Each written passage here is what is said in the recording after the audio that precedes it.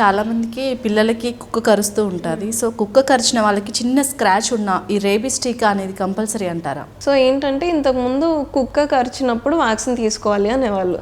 కొంతమందికి డౌట్ ఏమొస్తుందంటే కుక్క జస్ట్ గీరింది, కుక్క జస్ట్ కరవలేదు కానీ ఇట్లా స్క్రాచ్ చేసింది, లేదా ఇక్కడ ఆల్రెడీ కాలు మీద పుండు ఉండింది, సో ఆ పుండు మీద నాకింది, సో అలాంటప్పుడు కూడా వ్యాక్సిన్ తీసుకోవాలా అని అడుగుతూ ఉంటారు.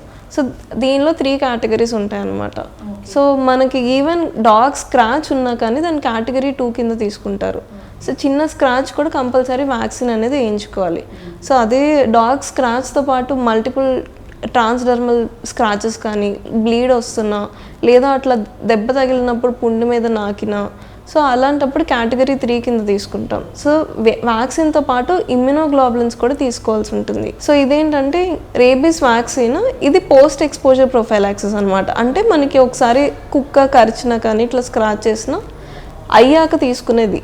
సో ఇది 5 డోసెస్ ఉంటాయి మొత్తం వ్యాక్సిన్ ప్లస్ ఇమ్యునోగ్లోబులిన్ ఒకసారి తీసుకుంటే సరిపోతుంది 3rd టైప్ వాళ్ళకి. సో ప్రీ ఎక్స్పోజర్ ప్రొఫైలాక్సిస్ కూడా ఉంటుంది. సో అంటే కుక్క కరవక ముందే, సో ఇప్పుడు కొంతమంది వెటర్నరీ డాక్టర్స్ ఉంటారు, లేదా ల్యాబ్ వర్కర్స్ ఉంటారు, లేదా ఇంట్లో పెట్స్ ఉన్న వాళ్ళు ఉంటారు.